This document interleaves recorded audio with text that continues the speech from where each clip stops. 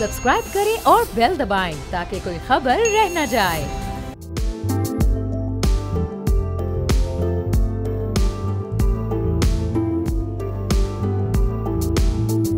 अस्सलाम वालेकुम, मैं हूं अरबाब जहांगीर। व्यापार बजट स्पेशल में आपको खुशामदीद कहेंगे। और नए बजट में हुकूमत पाकिस्तान की जानिब से क्या क्या इक़दामात उठाए जाने हैं। ख़बरें ऐसी सामने आ रही हैं कि 2000 अरब रुपए के इजाफी टैक्सेस लगाए जा सकते हैं। और उसकी वजूहात ये हैं कि पाकिस्तान IMF के साथ अब जिस प्रोग्राम में जा रहा है, अभी पिछले माह 10 रोज़ा मुज़ाकरात हुए थे, तो उसमें IMF को कन्विंस करने के लिए अपने टैक्सेस का जो हजम है, जो वॉल्यूम है, उसको खातिर ख्वाह हद तक बढ़ाया जाएगा और मज़ीद टैक्सेस आयद किए जाएंगे। अब ये सब कुछ एक ऐसी सूरत हाल में हो रहा है जहाँ पाकिस्तान में पहले ही टैक्सेस का बोझ एक आम आदमी पर बहुत ज़्यादा बड़ी तादाद में मौजूद है। और पाकिस्तान का टैक्स नेट हर साल जो है वो बढ़ता जा रहा है, लेकिन जो टैक्स कलेक्शन पाकिस्तान की बढ़ती जा रही है, लेकिन जो टैक्स नेट है, जो टैक्स बेस है पाकिस्तान का, उसमें हम कोई खातिर ख्वाह इजाफा होते नहीं देख रहे हैं। बहुत सारे ऐसे सेक्टर्स हैं जिनको टैक्स नेट में लाने की ज़रूरत है, लेकिन अभी तक कोई ऐसी मौसर पॉलिसी साजी नहीं हो सकी कि जिसके ज़रिए ये सब कुछ मुमकिन हो सके। साथ ही कुछ अच्छी खबरें भी आ रही हैं कि आलमी मार्केट में चूँकि पेट्रोल प्राइसेस इस वक्त डाउन हो रही हैं, अभी मौजूदा $4 की जो कमी सामने आई है, उसके असरात भी आने वाले दिनों में हमारे सामने आ सकते हैं। तो अब देखना यह है कि आने वाले दिन ख़ास तौर पर बजट से पहले के 2-4 दिन और फिर बजट के बाद जब उसकी इंप्लीमेंटेशन होगी तो वो आवाम के लिए कितने मुश्किल साबित हो सकते हैं। पूरी सूरत हाल पर गुफ्तगू करेंगे। चौधरी अकमल साहब हैं, प्रेसिडेंट हैं ICMA के, हमारे साथ मौजूद हैं। एहतिशाम उल हक साहब सीनियर तज्ज़ियाकार हैं, इकॉनमी के मामलों पर बड़ी गहरी नज़र और गिरफ्त रखते हैं। दोनों मौजूद मेहमानों का बेहद शुक्रिया। चौधरी अकमल साहब, ये जो अब IMF की शराइत पर अगले बजट में 2000 अरब रुपए के इजाफी टैक्सेस आयद करने की भी बात सामने आ रही है, ज़राए से अभी ये इस तरह की रिपोर्ट सामने आ रही हैं, तो ये कौन कौन से सेक्टर्स पर ये टैक्सेस आयद हो सकते हैं? जो पहले से ही टैक्सेस मौजूद हैं उनके रेट में इजाफा हो सकता है, या ये कुछ नए टैक्सेस की बात हो रही है? अच्छा शाहब साहब, बहुत बहुत शुक्रिया आपका। मैं थोड़ी सी करेक्शन कर दूं, मैं ICM में पाकिस्तान का कराची ब्रांच काउंसिल का चेयरमैन। अच्छा, चेयरमैन, चले वो मैंने समझ किया जी, वो मिस्टेक, चले तो मैं बहुत शुक्रिया इसलिए के लिए। अच्छा, मेरा नाम भी अरबाब है, मैंने कहा मैं भी आपकी इसलिए कर दूं, आपने वो शाहब कह दिया। शाहब हमारे कोऑर्डिनेटर हैं जो आपसे रब्ता करते हैं। अच्छा, चले सॉरी। अच्छा, इसमें ऐसा है कि जो टैक्स नेट को बढ़ाने की बात की जा रही है, तकरीबन अभी 9,500 अरब का लास्ट टाइम का हमारा टारगेट था और अल्हम्दुलिल्लाह वो तो अचीव हो गया है। तो अब आगे जो है वो तकरीबन 3,000 अरब रुपए जो है वो मजीद बढ़ाएगा। आप 2,000 अरब की बात कर रहे हैं, जो पहले जो सुनने में आ रहा था वो तो ये था कि 12,500 अरब रुपए जो है वो तकरीबन टैक्स का जो है वो वॉल्यूम किया जाएगा। अगर 2,000 अरब रुपए मजीद बढ़ाया जा रहा है तो इसका मतलब ये है कि टारगेट जो है वो तकरीबन 11-11,500 अरब के लगभग होगा। जो सेक्टर्स इसमें आ सकते हैं, देखें सबसे ज्यादा तो IMF फोकस कर रहा है रियल एस्टेट सेक्टर को। ये रियल एस्टेट के ऊपर, वो जो फाइल्स के ऊपर भी हमारा काम होता है। आपने देखा होगा कि जो बिल्डर्स ने सोसाइटीज की, फ्लैट्स की जो फाइल्स बनाई हुई होती हैं, उन फाइल्स के ऊपर भी सेल और परचेज हो रही होती है, लेकिन उसके ऊपर कोई टैक्स नहीं होता अनटिल अनलेस उसकी सबलीज ना हो जाए। तो उसको बहुत फोकस कर रहा है IMF भी और हुकूमत पाकिस्तान भी। दूसरा जो है वो उन्होंने जो सेक्टर देखा है टैक्सेशन के हवाले से, वो है रिटेलर्स। रिटेलर्स के हवाले से भी कहा जा रहा है कि जी 10,000 रुपए से ऊपर जिसका बिजली का बिल होगा तो वो भी टैक्स जो है वो उसके ऊपर लागू होगा। बड़ा नॉमिनल सा होगा और फिर ग्रेजुअली बिलिंग के हिसाब से टैक्स बढ़ता जाएगा। तो ये 2-3 है। उसके बाद पेट्रोल के ऊपर भी सेल्स टैक्स जो है वो लगाने की तजवीज़ है और सब्सिडीज वगैरह भी जो है वो कुछ वापस करेंगे। तो ओवरऑल मेरे ख्याल में आगे टैक्स जो इन्होंने GDP ग्रोथ का जो टारगेट रखा हुआ है और इन्फ्लेशन को अगर मैं देखूं जो कि तकरीबन अगले साल भी 20 से 25% के दरमियान ही रहेगा, पूरा एनुअल की मैं बात कर रहा हूँ। तो उसको अगर देखा जाए तो ये इजाफा मेरा नहीं ख्याल है बहुत ज्यादा इजाफा है। लेकिन अगर यही इजाफा जो है वो एग्जिस्टिंग टैक्स होल्डर्स या जो टैक्स पेयर्स हैं उनका रेट अगर बढ़ा के किया जाएगा तो वो थोड़ी सी ज्यादती हो जाएगी, क्योंकि अब इस वक्त जो है ना वो एग्जिस्टिंग जो टैक्स पेयर्स हैं वो ऑलरेडी जो है वो काफी टैक्स दे रहे हैं। तो मेरे ख्याल में उसमें नए टैक्स पेयर्स की जो इंडक्शन है, जैसा कि रियल एस्टेट सेक्टर है जो मैंने आपको बताए हैं, तो ये एक अच्छा और खुशाइंद इकदाम होगा। अकमल साहब, ये अपनी गुफ्तगू में आप कह रहे हैं कि अगले साल जो इन्फ्लेशन रेट है वो 20% के आसपास रह सकता है, 2-4% कम, 20 से 25 के दरमियान। तो ये हुकूमती जो आदाद शुमार सामने आ रहे हैं, जो हम वजीर खजाना की गुफ्तगू सुनते हैं, वो तो उसको अगले साल सिंगल डिजिट में लाने की बात कर रहे हैं। ऑलरेडी वो तो ये बता रहे हैं कि 11 से 12% के दरमियान हम इसको लेकर आ चुके हैं। वो मंथ ऑन मंथ बेसिस के ऊपर है। वो जो आप बात कर रहे हैं ना 11 से 12%, वो मंथ ऑन मंथ है। मैं एनुअल एवरेज की बात कर रहा हूँ कि पूरे साल का इन्फ्लेशन जो है वो क्या होगा। जैसे लास्ट टाइम तकरीबन 26.5 था ना, तो इस मरतबा 20 से 25 के दरमियान 2024-25 का रहेगा। एनुअल की बात करें आप, जो 11.7% की बात करें, that is month on month basis, यानी लास्ट जो मई में अप्रैल में जो इन्फ्लेशन था वो पिछले अप्रैल के मुकाबले में, पिछले अप्रैल जो 36% था, इस मरतबा वो 11.7% पे था। That was monthly inflation. I am talking about average inflation. तो वो 20 से 25 के दरमियान रहेगा। तो जब इन्फ्लेशन 20 से 25% के दरमियान रहेगा तो ऑटोमेटिकली टैक्स कलेक्शन में 2000 अरब का जो है वो इजाफा बहुत सॉफ्ट टारगेट है। मेरा नहीं ख्याल है कि उसमें बहुत ज्यादा मसला आएगा। सही। तो एहतिशाम साहब, ये बहुत सारे ऐसे सेक्टर्स हैं, रियल एस्टेट सेक्टर है, एग्रीकल्चर सेक्टर है, ये इन पर फिर ये टैक्स लगाने की इब्तिदा कब से होगी, कहाँ से होगी? हुकूमत के पास टाइम भी है इन मामलात पर गौर करने का, चूँकि बजट से पहले तो हम देख रहे हैं एक दौरा, दूसरा दौरा, फिर तीसरा दौरा। जैसे ही वज़ीर आज़म वापस आएंगे उनको बस एक ब्रीफिंग दी जाएगी, बजट की अनाउंसमेंट हो जाएगी। तो ये ऐसा लग रहा है कि होमवर्क तो नहीं हो रहा और इम्प्लीमेंटेशन हम डायरेक्ट करने जा रहे हैं। तो कुछ ऐसे नए सेक्टर्स आपकी नज़र में हैं जो कि इस बार टैक्स नेट में शामिल हो जाएंगे? देखिए अरबाब, एक अरसे से देखता है पिछले कम से कम 3 हुकूमतें जो है ना वो इस पे काम कर चुकी हैं कि टैक्स ब्रॉडन करने के लिए, टैक्स बेस को बड़ा करने के लिए हमें क्या करने की ज़रूरत है, लेकिन अभी तक कामयाबी नहीं हुई। ये हम देखते हैं कि नी जैक रिएक्शन होता है। ये इतना डॉन्टिंग चैलेंज है इस वक्त हुकूमत के लिए कि आपने 2 बड़े चैलेंज है, एक रेवेन्यू कैसे बढ़ाना है और डेट सर्विसिंग आपने कैसे करनी है। अभी देखिए मेरे ख्याल में 2000 अरब 2 ट्रिलियन रुपीज़ के नए टैक्सेस और प्लस तो की जा रही है कि 400 अरब के टैक्सेस सूबाई लेवल पर लगाए जाएँ, तो ये 2.4 ट्रिलियन एडिशनल, ये एडिशनल की बात हो रही है। देखें एग्जिस्टिंग में तो कहा जा रहा था जी पहले 600 फिर 800 फिर आया जी कि आप 1200-1300 अरब के नए टैक्स लगेंगे। ये एडिशनल टैक्सेस की बात वो कर रहे हैं। अगर ये कर दें तो मेरा ख्याल है इससे आइडियल सिचुएशन कोई नहीं है। और आमतौर पे मैं देख रहा हूँ कि लोग ये कह रहे हैं कि अगर ऐसा हो जाए 2.4 ट्रिलियन के एडिशनल टैक्सेस हो जाएँ तो 2 साल के अंदर, तो अरबाब ये कहा जा रहा है कि हम डोमेस्टिक और इंटरनेशनल बोरिंग से हमारी जान छूट सकती है। अच्छा। ये तो सिचुएशन है जो मुझे लगता नहीं है ये हो। दूसरी बात है कि हुकूमत जो है ना वो हम देख रहे हैं कि जिस तरीके से एडहॉक बेसिस पे काम करती है। अब ये बिल्कुल सही कह रहे हैं, बार बार ये बात आती है कि जी आप मंथ टू मंथ बेसिस पे सिर्फ अप्रैल का जो आप 11.76% पे आप लेके आए हैं आप इन्फ्लेशन को, आप सारी दुनिया को यही बता रहे हैं कि जी इन्फ्लेशन जो है ना 38% है, यहाँ पे आके खड़ी होगी। भई आप देखेंगे इवेंचुअली कहाँ जाएगी। सही कह रहे हैं 25-26%, कुछ लोग कह रहे हैं 23%। अभी हालिया 2 हफ्तों में जितनी तेज़ी के साथ अरबाब चीज़ों की प्राइसेस बढ़ी हैं, ख़ास तौर पे जो खाने पीने की चीज़ें हैं और साथ साथ हाउस रेंट जो कहा जाता है आज भी 26% बनता है आपकी ओवरऑल इन्फ्लेशन में, तो ये तो कम होने वाला नहीं है।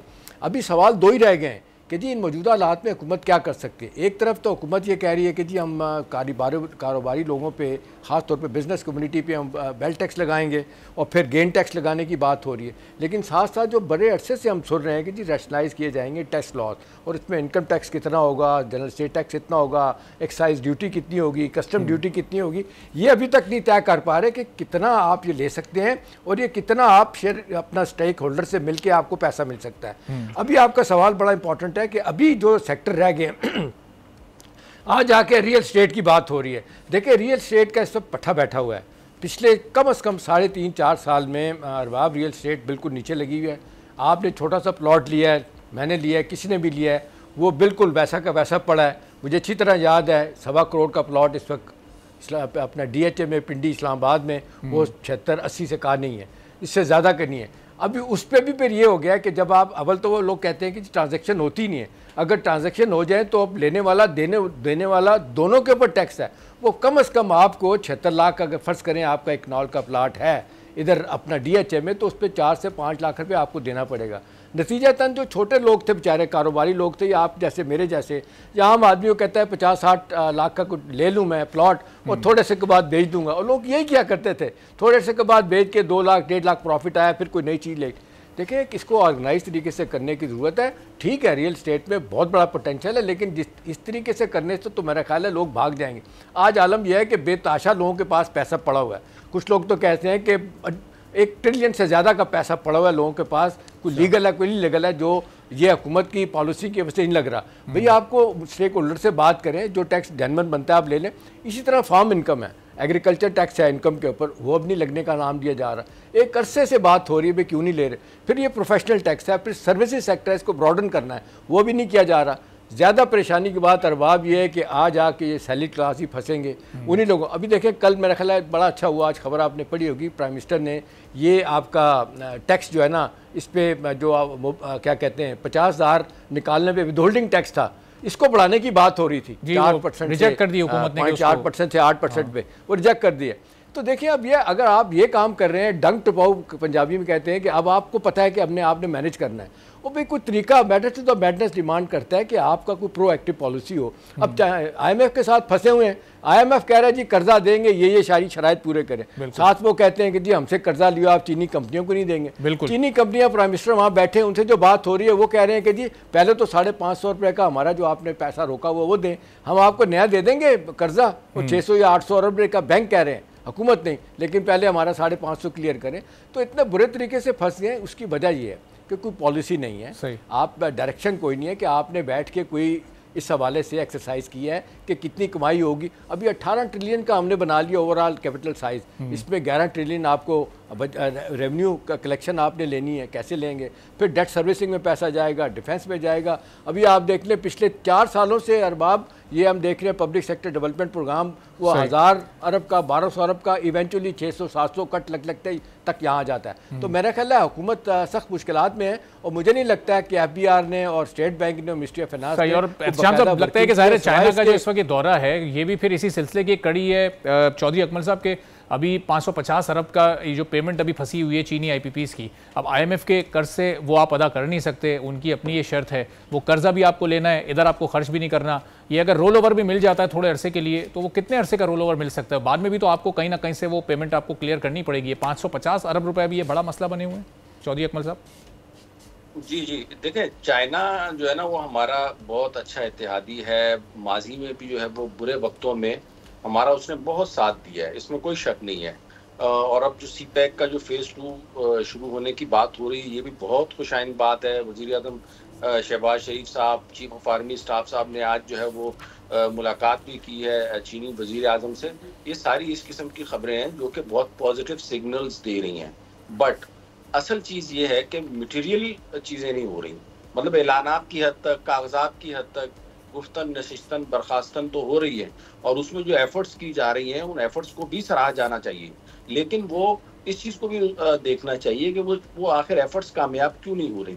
बाकी रह गई बात चाइना की, तो ये जो 550 अरब रुपए को आप कह रहे हैं कि वो डेफिनेटली चाइना को करना पड़ेगा, अब हमारे पास है ही नहीं तो कहाँ से उसको करेंगे। तो उसमें तो चाइना कर देगा, लेकिन चाइना भी देखें एक वक्त था जब जो है ना वो बड़ा भाईचारा और बड़ी जज्बाती किस्म की, समंदर से गहरी और हिमालय से ऊंची इस किस्म की बातें होती थी।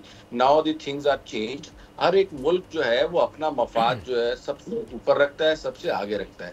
हमें भी जो है ना वो अब यही कुछ करना होगा। आप देखें जितने भी हमारे दोस्त ममालिक भी हैं वो भी हमारा जो है ना वो अपने मफादात को सामने रखते हुए साथ दे रहे हैं। तो हमें भी जो है वो अपने मफादात को बहरहाल अपने सामने रखना होगा। अब हमारी जो है वो मजबूरी ये है कि हम जो है वो IMF की गुलामी में जा चुके हैं। आपने वो एक सुना होगा ना, एक सियासी जमात का नारा है कि जी हकीकी आज़ादी और गुलामी नामंजूर। तो हम तो IMF के तो गुलाम बने हुए, और अब देखें उसकी वजह क्या है। मुल्क में जो सियासी इंस्टेबिलिटी है जिसकी वजह से लोग पैसा लेकर बैठे हुए हैं। इवन हमारे लोकल इन्वेस्टर्स के हाथ में पैसा मौजूद है मगर नहीं लगा रहे हैं। कैसे लगा सकता है कोई कि जब पॉलिटिकल कुछ पता ही नहीं है कि सर्टेनिटी है या नहीं है, तो उसकी ज्यादा। और कल आप देखें सुप्रीम कोर्ट के जजेस ने भी कितनी जबरदस्त किस्म की बात की है कि जब अगर आग लगी हुई हो तो फिर ये थोड़ी देखते हैं कि पानी जो है वो पाक है ना। और साहब ये सारे सियासी नारे भी ये सब उसी वक्त निकल कर सामने आते हैं जब कोई जमात अपोजिशन में होती है। हुकूमत में उन्हें भी अपने 4.25 साल दौर में मौका मिला, महंगाई अपने अरूज पर गई। उस वक्त ये 2.4 ट्रिलियन के जो टैक्सेस आज लगने को आ रहे हैं, ये अगर उसी वक्त लगाए जाते तो शायद IMF का वो प्रोग्राम आखिरी हो सकता था, उससे एक आपकी जान छूट सकती थी। लेकिन अमली इक़दाम तो उन्होंने भी कुछ नहीं उठाए। लेकिन बिल्कुल ऐसा ही है। मैं आपको अगर याद दिलाऊं, जो 6.2% की GDP ग्रोथ को ये क्लेम करते हैं, आपको पता है वो GDP ग्रोथ थी किस बेसिस के ऊपर? वो इंपोर्ट लेड GDP ग्रोथ थी। मैं अक्सर बताता रहता हूँ, आप उस वक्त के फिगर्स उठा के देख लें कि जिस तरीके से हमारी इंपोर्ट्स को बढ़ाया गया, जितना हमारा उस जमाने में ट्रेड डेफिसिट हो गया, ऑल्दो कि उस वक्त हमारी रेमिटेंसेस भी हाई हो गई थी, लेकिन इसके बावजूद उस वक्त हमारा जितना ट्रेड डेफिसिट बढ़ गया था, तो एक तरफ आप जीडीपी ग्रोथ बढ़ा रहे हैं, दूसरी तरफ आपका करंट अकाउंट और ट्रेड डेफिसिट जो है वो बढ़ता जा रहा है। तो ऐसी ग्रोथ को क्या करना है, आपकी इकोनॉमी उसको एब्जॉर्ब भी नहीं कर सकती। और फिर आपने देखा कि आहिस्ता आहिस्ता जैसे ही उसके साइड इफेक्ट्स आना शुरू हुए, आपकी इकोनॉमी ओवरहीट हुई और उसके बाद जो उसको फिर उसमें डाउनफॉल आया है वो फिर आने वाली हुकूमतों ने भी भुगता है, अवाम ने भी भुगता है। और अब जो है वो पोजीशन हमारी ये हो चुकी है कि हम जो है वो बादल नख्वास्ता आईएमएफ के पास है। हमारा बजट भी हम खुद नहीं बना रहे, आईएमएफ बना रहे, हम कहाँ बना रहे हैं? हमारे वजीर खजाना साहब तो चाइना में है। तो अब इसकी जो जिम्मेदार हैं उनके लिए जो है ना वो मेरी बड़ी रिक्वेस्ट है कि कम से कम मुल्क का सोचें, हकीकी आजादी। सही चले चौधरी साहब, ये बड़ी आम बात आपने की है कि ये बजट आईएमएफ बना रहा है, प्राइम मिनिस्टर या उनकी टीम नहीं बना रही। अब इस नुक्ते पर जरा एहतशाम साहब का भी मैं पॉइंट ऑफ व्यू जानना चाहूंगा, लेकिन इससे पहले एक छोटा सा ब्रेक लेते हैं। ब्रेक में गुफ्तगू को यहीं से आगे बढ़ाएंगे।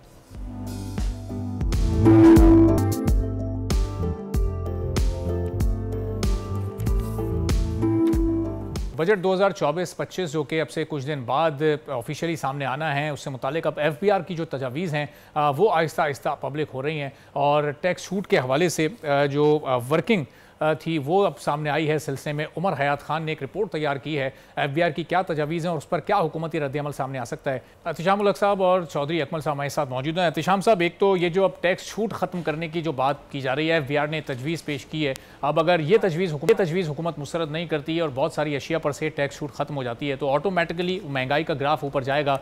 और वो ब्रेक से पहले जो एक बात की थी चौधरी अकमल साहब ने कि ये जो बजट है ये आईएमएफ बना रही है, ये हुकूमत पाकिस्तान या पाकिस्तान की काबीना या पाकिस्तान का जो एक इकोनॉमिक थिंक टैंक है वो तो नहीं बना रहा, तो इस पर भी ज़रा कमेंट कर दीजिएगा। देखिए, मुझे कोई अरबाब शक नहीं है, मैं कई दिनों से ये बात कर भी रहा हूँ, मुझे इस बात का अच्छी तरह से पता है कि इस हुकूमत ने, उससे पहले भी जो हुकूमत थी, इन्होंने इकनॉमिक डिसीजन मेकिंग को आउटसोर्स कर दिया है हमें के पास।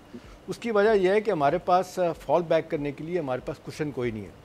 हमें जो पैसा चाहिए, अब पे खुदा न खास्ता डिफ़ॉल्ट से बचने के लिए, एक ज़माने में टेक्निकल डिफ़ॉल्ट तो हो चुका था, उसके लिए ज़रूरी है कि हमें ये 6 से 8 बिलियन डॉलर हर सूरत में चाहिए। इसके लिए आईएमएफ ने जो शिकंजा कसा हुआ है, ये भी बात हो रही थी ना एलओआई और फिर दूसरा जो memorandum of economic financial policies वाला, वो हम बना के दिया करते थे, वहाँ से वो साइन होता था। अब वो कहा जा रहा है वही बना के देंगे, साइन हमने करना है। अच्छा। तो इसका सीधा सीधा मतलब है कि वो हम पे यकीन नहीं कर रहे। अभी चाइना की बात हुई, अभी आपने देखा कि हमारे army chief general Asim Munir वहाँ पे क्यों बैठे हुए हैं? भाई वो कोई आप पे यकीन करने के लिए तैयार नहीं। इससे पहले यूएई, कतर, सऊदी अरब, वो बड़े अच्छे हैं, सब कुछ करने के लिए तैयार हैं, लेकिन उन्हें एतमाद नहीं है कि जो हुकूमत आती है ये जो पॉलिसीज़ अनाउंस करती है उस पर अमल दरामद करेगी कि नहीं करेगी। जो टैक्स में बातें की जाती हैं, ख़ास तौर पे इन्वेस्टर्स को रियायतें देने की बात होती है, जो टैक्स छूट की बात होती है, ease of doing business, cost of doing business को कम करना है, वो इस पर अमल करते हैं, उन्हें यकीन नहीं है। लिहाजा इसलिए हम कहते हैं कि ISIFC का रोल बहुत ज़्यादा बढ़ गया है।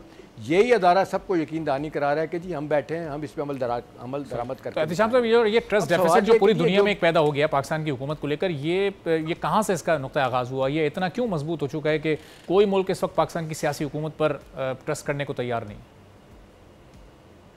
देखें, मैं अरबाब अल्फाज चबाए बगैर ये बात करूँगा कि ये जब बानी पीटीआई की हुकूमत जा रही थी, जो वक्त इन्होंने जिस तरीके से 10 रुपये पेट्रोल पे और 10 रुपये बिजली पे कम करके चले गए थे, वो एक टर्निंग पॉइंट था। उससे जितना बड़ा में धचका लगा कि भाई एक आप बाकायदा IMF के प्रोग्राम में बैठे हुए हैं, आपने साइन किया हुआ है, और आप जब आप साइन कर देते हैं IMF का पैकेज, तो उसके बाद IMF को देता है clean bill of health to the economy. फिर world bank, Asian development bank, bilateral creditor और सारे के सारे इस्लामिक डेवलपमेंट बैंक वो सामने आते हैं। अब वो सारे के सारे पीछे हट गए और इनको देखते देखते पहले एक ज़माने में सऊदीज़ और बाकी लोग जो है ना, वो $1.5 बिलियन का तोहफा अरबाब हमें ऐसे ही दे दिया करते थे। वो कहते हैं आप पहले जाएं IMF के प्रोग्राम में, उस पर अमल दरामद करें, उसके बाद आएंगे। तो वो एक मरहला था जिसने बहुत हमें पाकिस्तान को नुकसान पहुंचाया है। लेकिन पब्लिक ने बहुत वाह की थी, बड़ी तारीफ की थी पब्लिक ने उस ऐलान की, चूंकि फिर वो जो 10 रुपये 5 रुपये सस्ती बिजली मिली। देखें अरबाब, माजर के साथ हमारी पब्लिक को बेचारों को क्या पता है, इसलिए वो कहते हैं कि जी किसी की हुकूमत हो, हमें तो चीज़ें सस्ती मिलनी चाहिए। आपको याद नहीं कि 3.5 साल का ज़माना बानी पीटीआई का, बड़े डाई हार्ट सपोर्टर जो थे उनके खिलाफ हो गए थे, इसलिए कि महंगाई थी, उन्हें कोई दिलचस्पी नहीं। ये तो कारकुन लोग होते हैं जो यूँ कहना चाहिए कि बहुत ज़्यादा सपोर्ट करने वाले जो कल्ट फॉलोइंग रॉक स्टार जिन्होंने बनाया फ़ैन क्लब है, वो तो ठीक है, चंद एक लोग हैं या चंद दिल से मुराद ये कि खासी बड़ी तादाद में है, लेकिन आम आदमी जो वोट देता है ये कह के चले नए आदमी इनको ट्राई कर लेते हैं। जब उन्होंने देखा कि वोट भी दिया हमें, महंगाई भी, क्योंकि इन्होंने कहा था मैं आऊँगा तो महंगाई ख़त्म करूँगा।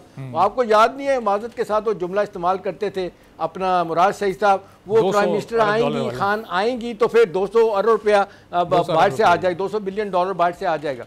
तो देखें ये कहानियाँ सुनाने के लिए कुछ और हैं। अब देखें इस वक्त सूरत हाल बन गई है कि हमें इजिप्ट के साथ उन्होंने ब्रैकेट कर दिया, जितनी सख्त कड़ी शराइत इजिप्ट, इवन हमें आप देख लें श्रीलंका की वो कड़ी शराइत थी, लेकिन इजिप्ट की बहुत ज़्यादा है, इसलिए कि उनका भी बजट का खसारा आसमान पे है, उनके भी कर्जे कहाँ से कहाँ चले गए। वहाँ पे भी आप देख लें एक अगरचे एक आप देख लें डिक्टेटरशिप है, लेकिन वो अमल दरामद नहीं कर पाते, उन्हें सख्त से सख्त मुश्किलात का सामना करना पड़ रहा है।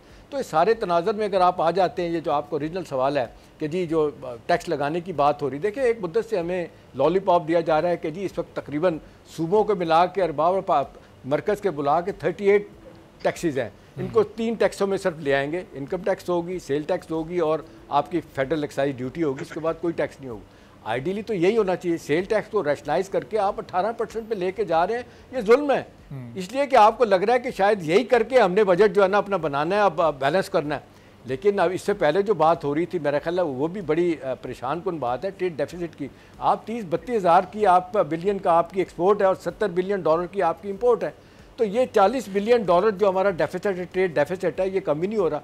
अब मसला जो FBR का वो कहता है कि जी 45% अरबाब हमें तो ये पैसा मिलता है कस्टम ड्यूटी से, और ज़ाहिर है जो बाहर से माल आता है उसकी वजह से आता है, लेकिन ये भूल जाते हैं कि आप कस्टम ड्यूटी तो ले रहे हैं, लेकिन आपको जो पैसा खर्च करके, यानी जितने नॉन एसेंशियल आइटम्स हैं, गाड़ियाँ हैं, लग्जरी आइटम हैं, भाई दुनिया का कोई मुल्क अरबाब ये बर्दाश्त नहीं कर सकता, वो सोच नहीं सकते। माजत के साथ एक जगह मैं पढ़ रहा था सिंगापुर के किसी बंदे का कॉल, वो कहता है हम गला काट के रख देंगे, ये लफ्ज़ थे उसके, गला काट देंगे जो हमारी इकोनॉमी को इस तरह को तबाह करेगा। ठीक है, तो अब ये ट्रेड डेफिसिट को अगर ज़ाहिर कम करना है साहब, तो इसमें अपनी एक्सपोर्ट्स को बढ़ाना है। चौधरी अकमल साहब, SIFC की फॉर्मेशन को अब तकरीबन 1 साल हो चुका है, चंद एक सेक्टर्स ऐसे हैं और वो सेक्टर्स हैं जो कि ओवर द नाइट आपकी इकोनॉमी को स्टेबल कर सकते हैं, उसके बावजूद हम जो अगले माली साल के जो एक्सपोर्ट के जो हाईएस्ट टारगेट देख रहे हैं वो शायद 32 अरब डॉलर से आगे को टारगेट नहीं किया जा रहा। तो ये इकॉनमी हमारी जो एक्सपोर्ट की खासतौर पर 30 से 32 अरब डॉलर के दरमियान फिगर फंसा हुआ है, इसको हम क्यों एक्सपेंड नहीं कर पा रहे हैं? एक्सपोर्ट के जो फिगर्स है ना, वो मैं आपको ज़रा अपडेट कर दूं, जो मई तक के थे, सिर्फ जून उसमें रह गया था, तो उसमें तकरीबन 28 बिलियन डॉलर के करीब जो है वो हमारी एक्सपोर्ट्स जो है वो पहुंच चुकी हैं, और उसके अगेंस्ट में जो हमारी इंपोर्ट्स हैं वो 49 अरब डॉलर है, 49 बिलियन डॉलर। जो अगले साल के जो टारगेट्स हैं वो 32 अरब और वो 58 अरब के हैं, तो ये 26 अरब डॉलर का इसमें फर्क आ रहा है। बिल्कुल ऐसे ही है, लेकिन ये आप जैसा कि अभी बताया गया कि 70 अरब का ट्रेड डेफिसिट था जो अभी कम होके 25 अरब के ऊपर आ गया। इस साल जो है तकरीबन 25 अरब के करीब रहेगा ट्रेड डेफिसिट, बहुत ज़्यादा हो गया तो 26 तक चला जाएगा, और हमारी एक्सपोर्ट जो है वो 30 बिलियन डॉलर को क्रॉस कर जाएंगी इस मरतबा। और इसमें इस चीज़ को आप नोट करें कि इंपोर्ट्स को कम करते हुए, ऐसा नहीं है कि इंपोर्ट्स को जो है ना वो 80 बिलियन डॉलर पे ले गए, 90 बिलियन डॉलर पे ले गए। इसको इंपोर्ट जो है वो हमारी 50-51 बिलियन डॉलर रहेंगी और 30 बिलियन डॉलर के करीब जो है वो हमारी एक्सपोर्ट रहेंगी। रेमिटेंसेस भी लगभग जो है वो 30 अरब का फिगर जो है वो टच कर लेंगी। लेकिन अब देखें इतनी खुशाइंद बात है कि इस 25 अरब डॉलर के ट्रेड डेफिसिट के नतीजे में हमारा जो करंट अकाउंट है वो एट पार आ जाएगा मेरे ख्याल में, या 1-2 बिलियन डॉलर का खसारा रह जाएगा, जो किसी ज़माने में 25-26 बिलियन डॉलर का हमारा करंट अकाउंट का खसारा होता था। तो नो डाउट के पॉजिटिव चीज़ें हो रही हैं, लेकिन वही बात है ना कि पॉजिटिव चीज़ें तो हो रही हैं, लेकिन हमारा इतना नुकसान हो चुका है कि ये पॉजिटिव चीज़ें उसमें उसको मतलब कंपनसेट नहीं कर पा रही। ये जितना हम पीछे जा चुके हैं, हमें 25-26 बिलियन डॉलर ग्रॉस जो है वो हमें साल का रीपे करना है, लोन जो बैरूनी अदायगियाँ कर्जों और उसमें माजत के साथ एक और चीज़ भी है अरबाब जी, एक और चीज़ भी है जिसका भाईजान जिक्र कर रहे हैं। देखें अगर तो आप जो हर हुकूमत कहती रही है और उस पर अमल नहीं किया, कि जी हम सिर्फ रॉ मटेरियल इंपोर्ट करेंगे, हम मशीनरी को इंपोर्ट करेंगे, ये जो वाकई हमारी जीडीपी ग्रोथ बढ़ाने के लिए, जॉब क्रिएशन के लिए, इंडस्ट्री के लिए ज़रूरी है।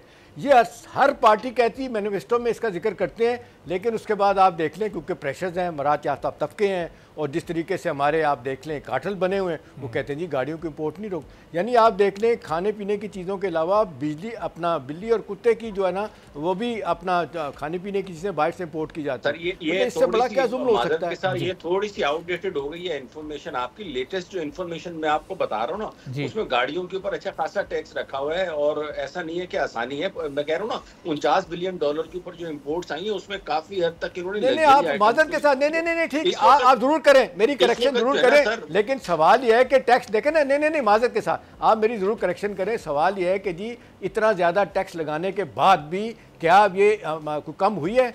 गाड़ियों की इंपोर्ट में कमी आई है तो बहुत मार्जिनल सी कमी आई है। सवाल तो यह है कि आपकी जेब से फॉरेन एक्सचेंज तो जा रहा है ना। जी सर, आप गाड़ियों की बात कर रहे हैं, मैं जो जिस तरफ आपकी तवज्जो दिलाना चाहूंगा वो ये है कि हम एक एग्रीकल्चरल कंट्री हैं। स्टिल हमारी जो फूड की इंपोर्ट्स हैं वो $10 बिलियन से ज्यादा की हैं। हम जो है ना ये खाने पीने का जो तेल है ये भी इंपोर्ट कर रहे होते हैं।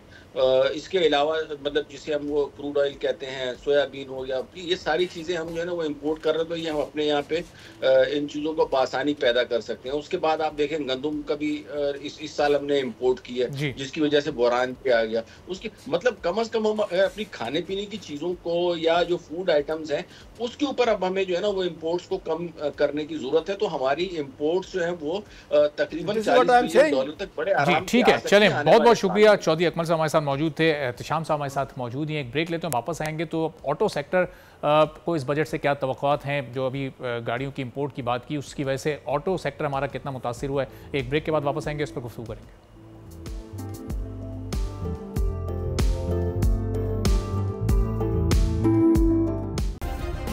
सब्सक्राइब करें और बेल दबाएं ताकि कोई खबर रह न जाए।